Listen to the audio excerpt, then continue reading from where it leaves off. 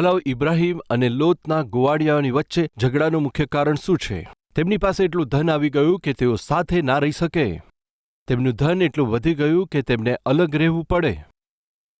તેમની સંપત્તિ વધી જવાને કારણે તેઓ એક સાથે ના રહી શક્યા. જ્યારે ઝઘડો થયો ત્યારે ઇબ્રાહિમે આવીને કહ્યું, આપણે તો એક જ કુટુંબ છે. આપણે ઝઘડવું તે સારું નથી. આપણે એક કામ કરીશું. જો તમે જમણી બાજુ જશો તો હું ડાબી બાજુ જઈશ. જો તમે ડાબી બાજુ પસંદ કરશો તો હું જમણી બાજુ જઈશ. પણ આપણે પ્રેમથી જીવીશું. કોઈ પણ ઝઘડો કર્યા વગર પ્રેમથી રહીએ. દુઃખ હોય તો મારી પાસે આવજો. મારા ઘરે જો ખુશીની વાત હશે તો તમને બોલાવીશ. સાથે આનંદથી રહીશું. બસ એટલું જ. પણ આપણે આ રીતે ઝઘડવું પરમેશ્વરનું અપમાન છે. આપણા માટે સારું નથી. એક વડીલ વ્યક્તિ તરીકે, ક્લેશ પસંદ ના કરનાર વ્યક્તિ તરીકે, શાંતિ પસંદ કરનાર વ્યક્તિ તરીકે લોતને સલાહ આપી. લોતે શું કહેવાનું હતું? જી સાંભળો, મારે કોઈ પિતા નથી. તમે જ પિતા સમાન છો. તમને જ આધાર બનાવીને અત્યાર સુધી હું આશીષ પામ્યો છું. મારી પાસે જે ધન સંપત્તિ છે તમારે કારણે જ કમાયો છું. આજે જે કંઈ હું છું તમારા કારણે જ છું.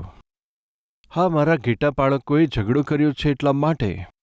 હું કેવી રીતે તમારાથી દૂર જાઉં? હું મારા ઘેટા બાળકોને હમણાં બોલાવીશ અને તેમને સમજાવીશ. તેમને શાંતિથી રહેવા માટે સમજાવીશ. હું તો શાંતિ ચાહું છું. વળી હું તો તમારી સાથે જ રહેવા માંગુ છું. મને અલગ રહેવા માટે ના કહેશો, કેમ કે હું તો અલગ જઈને મારા જીવનમાં હું કશું હાંસિલ ના કરી શકું. તમે તો મારા પિતા જેવા છો અને આત્મિક પિતા પણ છો. પરમેશ્વર વિશે તમે જ મને જણાવ્યું છે. એટલા માટે હું તો તમારી જ પાસે આવીશ, તમારી સાથે જ રહીશ. જો લોતે આવું કહ્યું હોત તો કેટલું સારું. જેવું તે ઇબ્રાહિમ, જો તમારે જમણી બાજુ જવું હોય તો જાઓ, હું ડાબી બાજુ જઈશ એમ કહ્યું ત્યારે લોત તો કશું પણ કહ્યા વગર તરત જ પોતાની આંખો ઊંચી કરીને જોયું, હવે હું કઈ બાજુ જઉં? એટલે કે તેનો અર્થ એ છે કે લોત વિચારતો હતો, હું ઘણા સમયથી ક્યાં સુધી ઇબ્રાહિમના નીતિ નિયમો પ્રમાણે ચાલ્યા કરું? ક્યાં સુધી આ વડીલના શરણમાં હું રહ્યા કરું? શું મારી પોતાની સ્વતંત્રતા? હવે હું મારી જાતે જીવી શકું એવી મારી સ્વતંત્રતા સંપત્તિ નથી શું? આ રીતે વિચાર કરતા લોત ખૂબ જ પહેલાથી જ જાણે વિચાર કરીને તૈયાર હતો. વાલવ, ક્યારેય એક વ્યક્તિ સ્વેચ્છાથી જીવન જીવવું છે એમ વિચારે છે તો એ તો સાથે મળીને જીવન જીવવાનો નિર્ણય નહીં લઈ શકે. મારે અલગ થવું છે, અલગ જ રહેવું છે, આ પ્રમાણે જો કોઈ વિચારે છે તો એ જ પોતાના સ્વતંત્ર વિચારવાળો છે. તે ભૂલશો નહીં. વાલાઓ, લોત પણ સ્વાર્થી વિચારવાળો હતો, એટલા માટે અલગ થવા તૈયાર હતો. ઇબ્રાહિમે અલગ થવા માટે તૈયાર રહો એ પ્રમાણે કહ્યું, તરત જ તૈયાર થઈ ગયો. શું થયું આવો જોઈએ. જોઈશું. તે વિશે જોતા પહેલા આવો આપણે એક વચન જોઈએ. નીતિવચન 18મો અધ્યાય 1લી કલમ, કે જે બીજાથી અલગ પડે છે તે તો પોતાની જ ઈચ્છા સાધવા માટે અથવા પૂરી કરવા માટે ચાહે છે અને સર્વ પ્રકારની ખરી બુદ્ધિથી શત્રુતા રાખે છે. જે બીજાથી અલગ થઈ જાય છે પોતાની ઈચ્છા સાધવા માંગે છે. વાલાઓ, લોત અલગ થવા માંગતો હતો કેમ કે પોતાની ઈચ્છા તે સાધવા માંગતો હતો. વાલાઓ, આપણે જોઈએ છીએ ઘણા સંદર્ભમાં ઘરમાં રહેતા જુવાન બાળકો ઘણી બધી વાર માતા પિતાની નજરમાં અથવા અનુશાસનમાં રહેવા માંગતા નથી, અલગ રહેવા ચાહે છે. હોસ્ટેલમાં રહેશે, બીજા શહેરમાં રહેવા જશે, કેમ કે માતા પિતાની સાથે રહેવાથી માતા પિતા હંમેશા અનુશાસનમાં રાખવા ચાહે છે. તેમની આજ્ઞા અનુસાર જીવવું પડશે, પરંતુ શહેરમાં જતા રહીએ અથવા કંઈક દૂર જતા રહીએ પોતાની ઈચ્છા અનુસાર જીવી શકીએ છીએ. લગ્ન થયા પછી જ્યારે સાથે મળીને રહીએ છીએ ત્યારે પત્ની પૂછતી રહે છે, પ્રશ્ન કરતી રહે છે, કેટલું વેતન મળે છે, ઘરે આવવા માટે શા માટે મોડું થયું, સમગ્ર વેતનનું શું કરો છો? એ પ્રશ્ન કરવાથી તેના પતિને લાગે છે એનાથી સારું થાય કે ક્યાંક દૂર ટ્રાન્સફર કરાવી લઈએ તો શાંતિ થઈ જાય. બીજા શહેરમાં જવાનો અવસર મળશે તો શાંતિ થશે, કેમ કે મારી પત્નીને સાથ આપવાની જરૂર નહીં પડે. ત્યાં મરજી પ્રમાણે જીવીશ, ત્યાંથી હું આવતો જતો રહીશ. જો પત્ની કહે હું પણ આવીશ તો બાળકોનું શું થશે? એ પ્રમાણે કહીને હું બહાનું કાઢી શકું છું. કૃપા કરી ધ્યાન આપજો. જે અલગ થવા ચાહે છે, પોતાની ઈચ્છા પૂરી કરવા માંગે છે અને તે સર્વ બુદ્ધિને બાજુ પર મૂકી દે છે. વાલાઓ, લોત પણ અલગ થવા માટે ચાહ્યું. ઈચ્છ્યું એટલું જ નહીં, ઉત્પત્તિ 13 અને 9માં જોઈએ છે, શું આખો દેશ તારી આગળ નથી? એટલે મારાથી અલગ થઈ જા. જો તું ડાબી બાજુ જઈશ તો હું જમણી બાજુ જઈશ, અને જો તું જમણી બાજુ જઈશ તો હું ડાબી બાજુ જઈશ.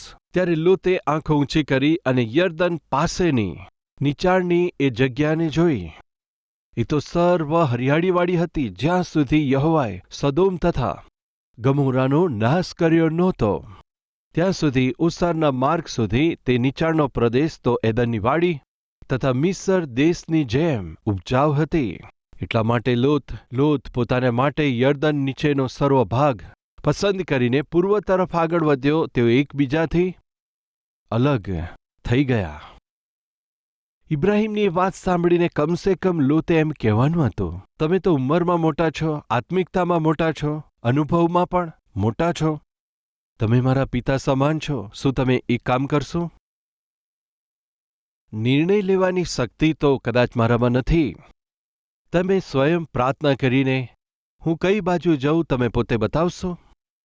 તમે જ મારા પિતા તરીકે મને સારો માર્ગ તમે જ બતાવો. તમે જ્યાં આગળ જવા માટે મને કહેશો ત્યાં હું જતો રહીશ. જો આવું પૂછ્યું હોત તો સારું.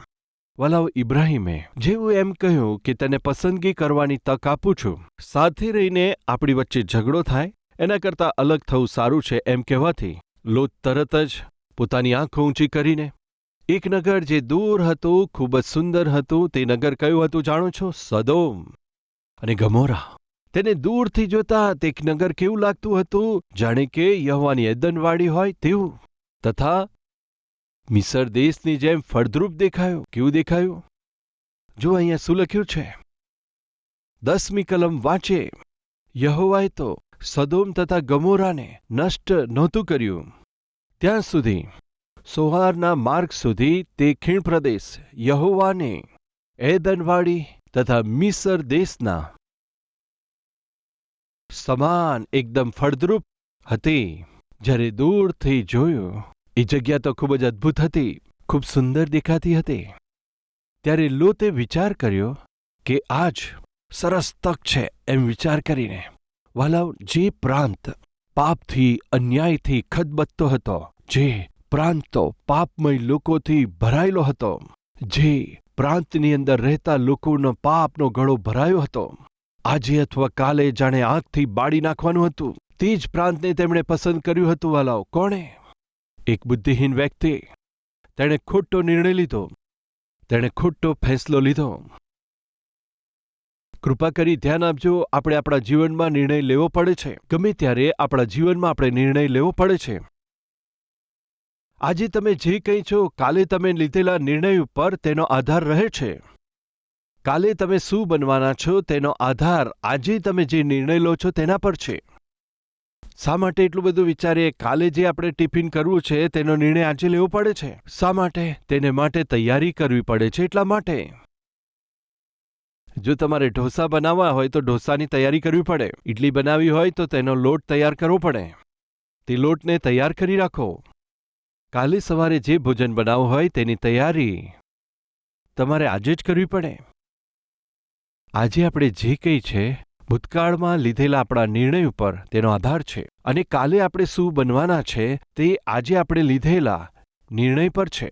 વલાવ સાંભળો, લોતે એક ખોટો નિર્ણય લઈ લીધો. કોને આધાર બનાવીને? પોતાની આંખોને આધાર બનાવીને. પરમેશ્વરને આધાર બનાવ્યા હોત તો સારું, આત્મિકતાથી વિચાર કર્યો હોત તો સારું, પ્રાર્થનાને આધાર બનાવ્યો હોત તો સારું. પોતાની આંખોને આધાર બનાવી, પોતાની બુદ્ધિ ઉપર આધાર રાખ્યો હતો. એક નિર્ણય લઈ લીધો, સદોમ અને ગમોરા પ્રાંતમાં જવું છે. એ તો પાપથી ભરેલો પ્રાંત હતો.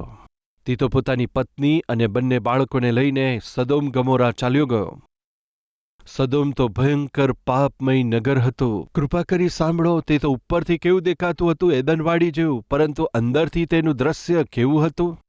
પાપ છે. અંદર શું છે? નાશ તેમની રાહ જુએ છે. વાલાઓ, એ જ રીતે પરમેશ્વરે કહ્યું હતું કે તે ફળ ના ખાશો. એ ફળને ખાશો તો તમે મરણ પામશો. પરંતુ એ ફળ ઉપરથી કેવું દેખાતું હતું જાણો છો? ઉત્પત્તિનું પુસ્તક 3 અધ્યાય 6 કલમ. અને હવે જ્યારે તે સ્ત્રીએ જોયું કે તે વૃક્ષનું ફળ ખાવાને માટે સારું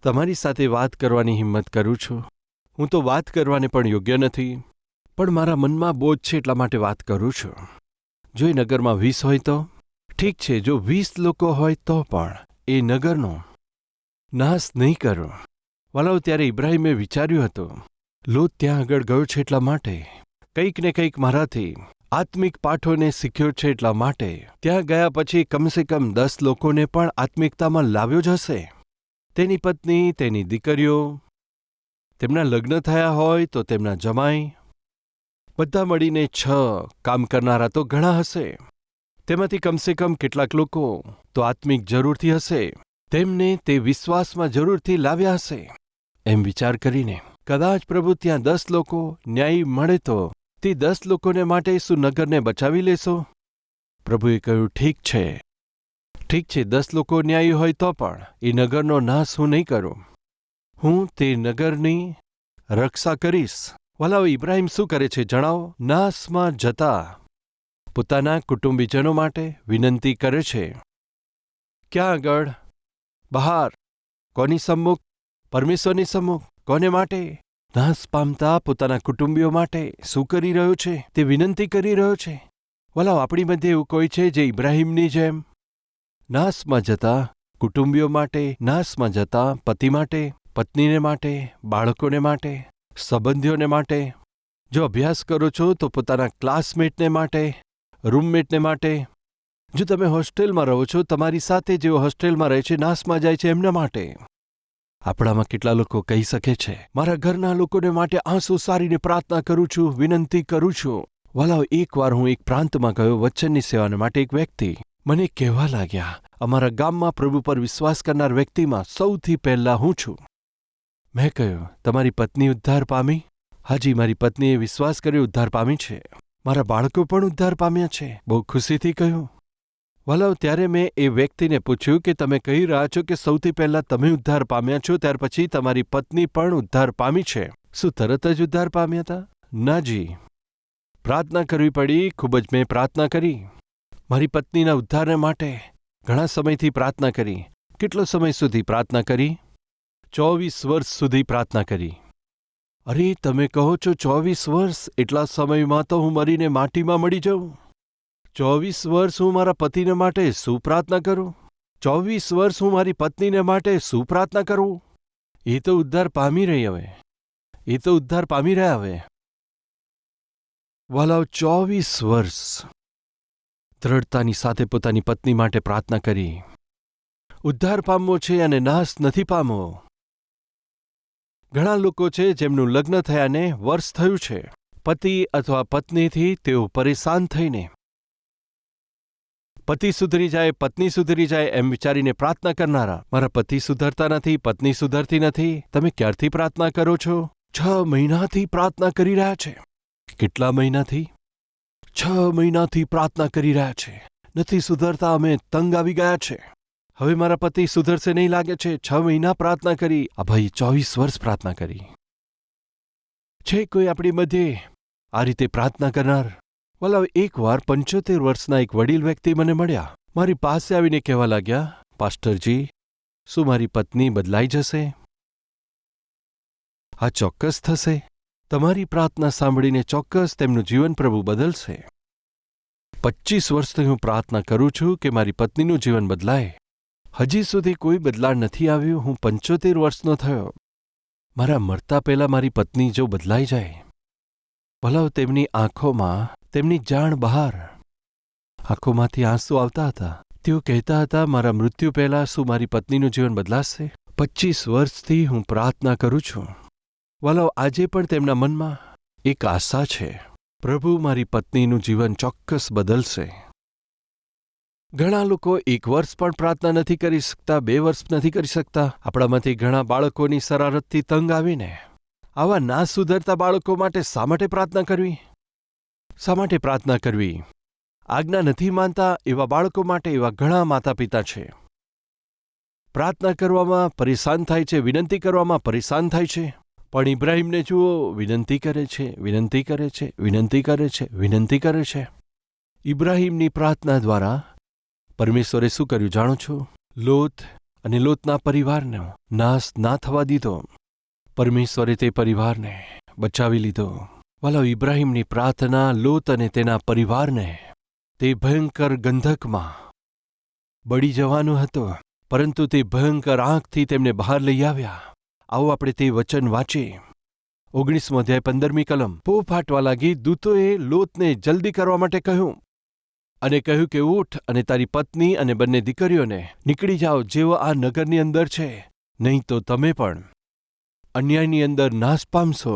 પરંતુ તે તો વિલંબ કરતો હતો. એટલામાં તે પુરુષોએ તેની પત્ની અને તેની બંને દીકરીઓના હાથ પકડ્યા, કેમ કે યહોવાની દયા તેમના પર હતી, અને તેમને નીકાળીને નગરની બહાર લઈ આવ્યા. સદોમ ગમોરામાં જ મન લગાવ્યું છે.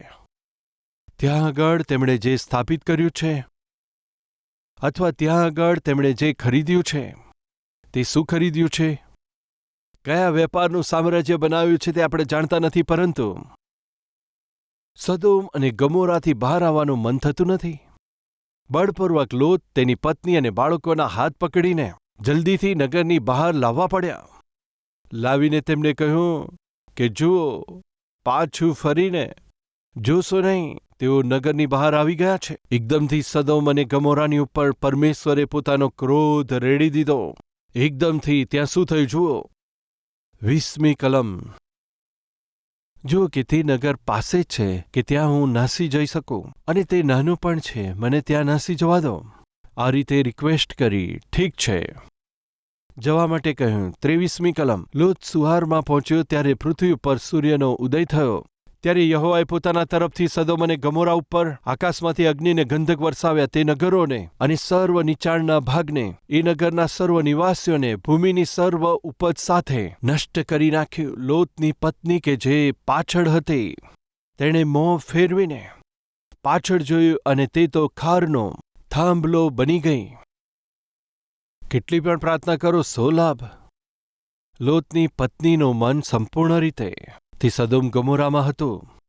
તેણે પોતાના ઘરમાં ઘણું બધું સોનું, વસ્ત્રો છુપાવ્યા હશે, એટલા માટે સંપૂર્ણ મન ત્યાં હતું.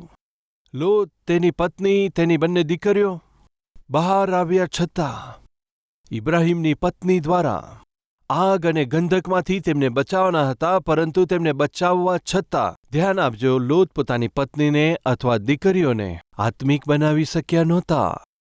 પરમેશ્વરની આજ્ઞાઓને માનનાર બનાવી શક્યો નહોતો. ચાહે ગમે તે હોય, ઇબ્રાહીમે જે કરવાનું હતો તે તો તેમણે કર્યું. લોત અને તેમનો પરિવાર નાશ ના પામે, આગ અને ગંધકમાં બળી ન જાય, ઇબ્રાહીમે વિનંતી કરી. વાલો, આજે મારી જવાબદારી, તમારી જવાબદારી, આપણી જવાબદારી છે. આપણે બીજા લોકો માટે વિનંતી કરવાની છે.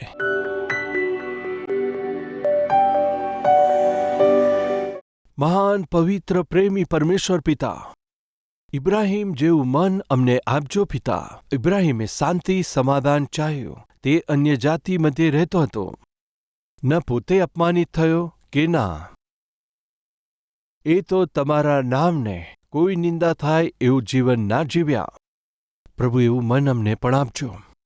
અમારી ચારે તરફ વિદેશી લોકો રહે છે, તેમની મધ્યે અમે રહીએ છીએ, તેમની મધ્યે આદર્શ તરીકે રહીએ. અમે અજ્ઞાની તરીકે જીવન જીવીએ એ રીતે અનુમતિ નથી. લોત કે જેણે મરજી પ્રમાણે નિર્ણય લીધો, ઇબ્રાહીમ તેના વિષયમાં ખૂબ જ જવાબદારીની સાથે હતો. પિતા, અમે હંમેશા અમારે માટે પ્રાર્થના કરીએ છીએ, અમારી આસપાસના લોકો માટે પ્રાર્થના નથી કરતા. અમને ક્ષમા કરો.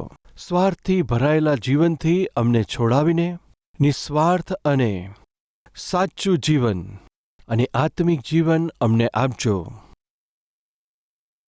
આ પ્રાર્થનામાં સહભાગી થઈને જેટલા લોકો પ્રાર્થના કરે છે, દરેકને આશીષ આપજો. પ્રભુ ઈસુના નામમાં માંગીએ છે પિતા. આમીન.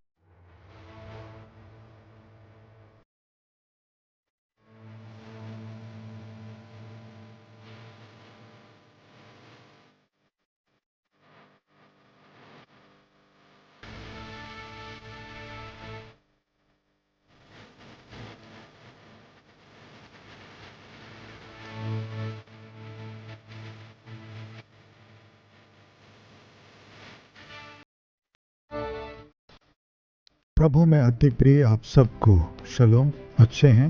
प्रभु के महान अनुग्रह से केवल एक कार्यक्रम के साथ प्रारंभ किया गया ये कलवरी आवाज आज लगभग 650 सैटेलाइट टेलीविजन कार्यक्रम के रूप में परमेश्वर आशीष दिया है। कारण जानते हैं, जो लोग इन कार्यक्रमों को देखते हैं वे आशीष पाकर इस कार्यक्रम के लिए कुछ न कुछ सहायता भेज रहे हैं। इसलिए एक कार्यक्रम से प्रारंभ किया गया, एक भाषा में प्रारंभ किया गया।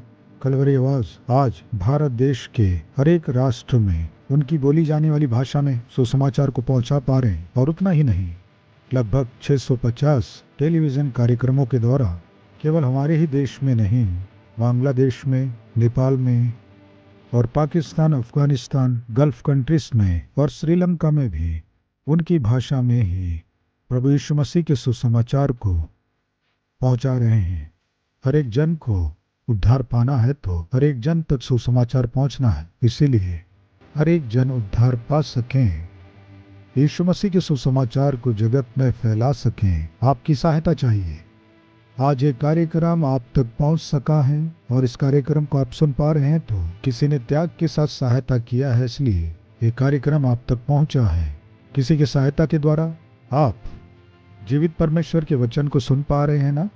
आप भी सहायता करेंगे तो लाखों लोग उद्धारकर्ता को जान पाएंगे। इसीलिए प्रभु यदि आपको प्रेरित करते हैं तो कलवरी आवाज की सहायता करें, इस कार्यक्रम की सहायता करें, लाखों लोगों तक सुसमाचार को पहुंचाएं। पूरे मन से चाहते हुए निश्चय इस सेवकाई के लिए प्रार्थना करेंगे, प्रोत्साहित करेंगे, सहायता करेंगे। आशा के साथ विदा चाहते हूँ, आपका सतीश कुमार। સલામ, કલ્વરી પ્રેયર ટાવરમાં તમારું સ્વાગત છે। જો તમારામાં બે જણ પૃથ્વી પર કોઈ એક વાતને માટે તમે માંગશો તો તે મારા પિતા જે આકાશમાં છે તેમના તરફથી થશે, એવું પ્રભુ ઈસુએ આપણને શીખવાડ્યું છે। તમારી સાથે મળીને તમારી જરૂરિયાતો માટે પ્રાર્થના કરવા માટે પ્રભુના સેવક ડોક્ટર પી સતીશ કુમાર દ્વારા શરૂ કરવામાં આવેલી અદ્ભુત સેવકાઈ કલ્વરી પ્રેયર ટાવર, તમે જે રાજ્યના હોય અને જે ભાષા બોલતા હોય, તમારી સાથે મળીને તમારી ભાષામાં તમારી જરૂરિયાત માટે 24 કલાક પ્રાર્થના કરવા માટે પ્રાર્થના યોદ્ધા તૈયાર છે। દરરોજ 5000 થી વધારે પ્રાર્થના વિનંતીઓ અમારી પાસે પ્રાર્થના માટે આવે છે।